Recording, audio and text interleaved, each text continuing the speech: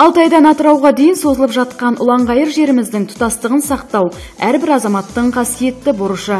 Осынау абыройлы парызды атқаруды өз міндетіне алған Қазақстан қарулы күштеріне биыл 30 жыл толып отыр.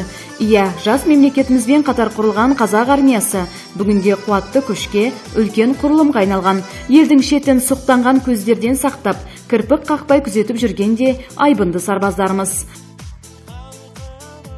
Төрт жағын түгел өзбегелі қоршап жатқан Мырзашөл өңірінде де шекара шебінің берік болуы аса маңызды. Бұл ретте 20-30 әскери бөлімі қазақ-өзбек шекарасын қырағылықпен қорғап келеді. Жыл сайын мұнда еліміздің түкпір-түкпірінен келген жас сарбаздар отан алдындағы борыштарын өтеп жатады. Жетісайлық жастарда дәл қазір көктемгі әскери шақыру науқанында жаппай медициналық тексерістен өткізіліп жатыр. Күн сайын 50-ге жуық жастың денсаулығын дәрігерлер жіті тексерістен өткізеді. Себебі денсау азамат қана әскерге баруға міндеттеледі. Алайда кейінгі кезде жастар арасында көздің нашар көруі, майтабан салмақсыздық сынды аурулар көптеп кездесіп жатыр дейді дәрігерлер. Бұл жерде күніне 50-ге жуық әскерге шақырушы балдар медициналық тексеруден өтеді. Олар жаңағы денсаулығына байланысты кейбір балдарды жаңағы акт жазып, өзінің тіркелген емханасына тексеріліп келуге жібереміз. Сосын тексеріліп, ем-домын алып келген екен, 6 айдан кейін қайтадан әскерге шақырылады ол балалар. Біз қазіргі кезде көбінесе балдарда жаңағы көз аурулары кездесіп жатады, көз аурулары, тіс аурулары кездеседі. Одан кейін мына бас ми жарақатымен, бас ми жарақатын алған балдар кездеседі. Сондай-ақ операция болған балдар, жақын арада ота жасатқан балдар кездеседі. Олардың бәрін біз уақытша әскерге жарамсыз деп қайтарып, акт беріп, жаңағыдай әскерден уақытша жарамсыз деп жібереміз. Мысал ретінде 50-ге тарта бала келеді дейтін болсақ, солардың жоқ дегенде 5-6 бала, кейде 3-4 баласын біз акт беріп тексерілуге жібереміз.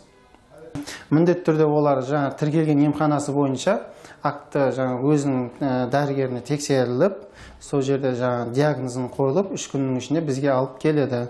Сосын біз сол актты оқи отырып, соған қарай біз оны әскерге жарамды, немесе жарамсыз, немесе уақытша жарамсыз деп тіркейміз құжатына. Өскелең ұрпақтың бойында патриоттық тәрбиені қалыптастырып, елінің жанашыр азаматын тәрбиелеу мақсатында аудандағы барлық мектепте әскери патриоттық клубтар құрылған. Онда жастар алғашқы әскери дайындықтан өтіп машықтанады. Сондай-ақ жыл сайын айбын атты әскери патриоттық жарыс өтеді.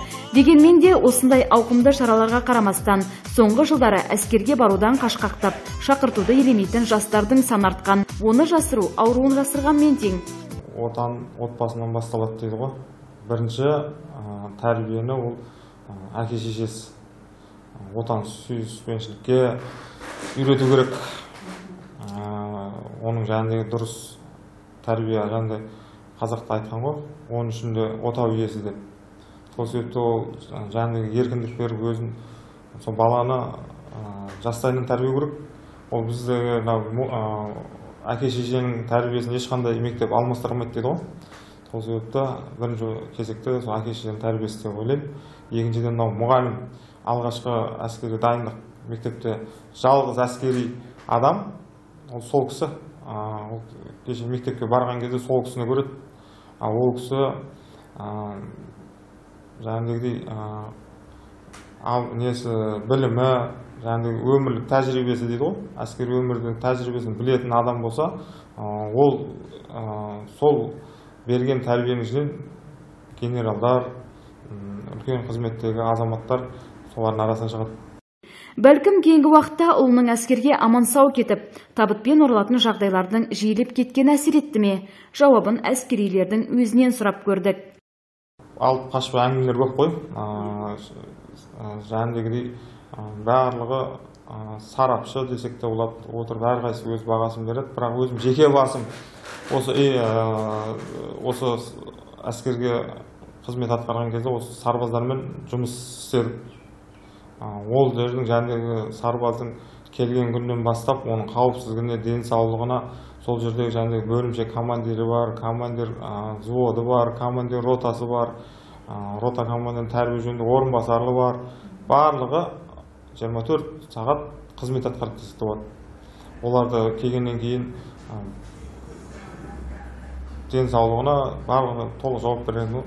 Күніге кеш жатар алдында дейді ғой, жатар алдында жуынып келгеннен кейін әскери полиция бар. Барлығын қойып, тексеріп, көріп бар жатқызады. Ал ол жерде жаңағыдай өз басым, ол жаңағыдай қысым көрсетеді, болмаса жаңағыдай ұрып соғады дегенге сенбеймін. Өйткені мен сол салада болдым, көрдім, өзім осы балдарды тәрбиелеумен айналысқан жағдайым бар. Сұхбат барысында әскерге барудан қашып, борышын өтеуден жалтарып жүрген жастар үшін ынта боларлық жаңалықтың ұшын естідік. Егер отан алдындағы қасиетті парызын, азаматтық борышын өтейтін болса, мынадай жеңілдіктер қарастырылатын заң жобасы әзірленіп жатыр екен. Жаңадан заң қабылданайын деп жатыр.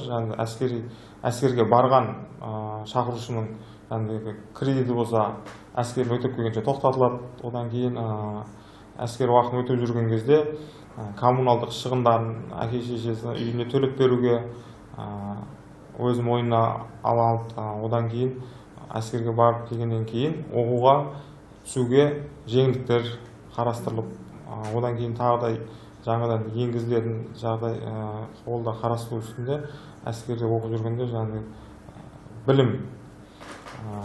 білім алу колледж. Қазақстан қарулы күштері қай уақытта да болмасын еліміздің айбынды армиясы. Сондықтан оларға әркез қолайлы жағдайлар жасап, материалдық техникалық базасын жаңғыртып отыру назардан тыс қалмаған. Мәселен, былтыр Қоғалы шекара заставасына көгілдір отын берілді. Сондай-ақ әскери қызметшілерді баспанамен қамту ісі де елімізде дұрыс жолға қойылған. Оның ішінде ипотекалық, арендалық баспаналарды бөлу жүйесін құру мәселелері бар.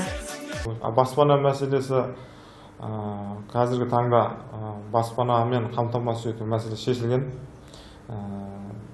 Адам сол әскери қызметшінің отбасына құрамына қарай әрқайсысына үкімет ақша төлеп, алғашқы ең бірінші қорғаныс министрліктің өзінің жанында алға қойған тапсырманың бірі ол әскери қызметшінің отбасын үймен қамтамасыз ету. Оған барлық жағдай жасау. Өзіңіз білесіз, үймен қамтамасыз етсе, барлық жағдай жасаса, ол әскеріміздің жаңағыдай қызмет етуіне үлкен септігін тигізеді. Сол себепті барлық жағдай жасалып келеді. Бір қуантарлығы, қазақстандықтар өздерінің қорғаны қарулы күштерімен мақтана алады. Осы орайда ел тәуелсіздігінің кепілі отан қорғаушыларын төл мерекелермен құттықтаймыз. Тыныштық күзетіндегі абыройлы қызметтеріңізбен сүйікті отанымыз Қазақстан Республикасын гүлдендіру жолындағы еңбектеріңізге табыстар тілейміз.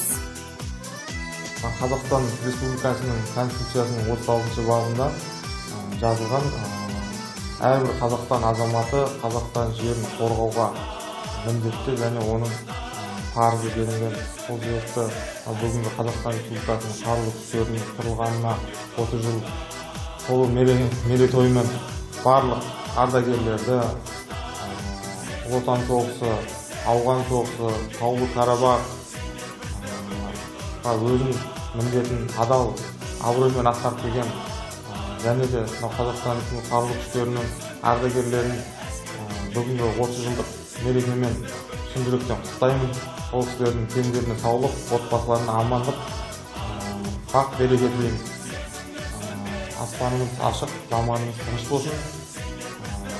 Әскерде жүрген сарбаздарымыз аман есен елге орала берсін.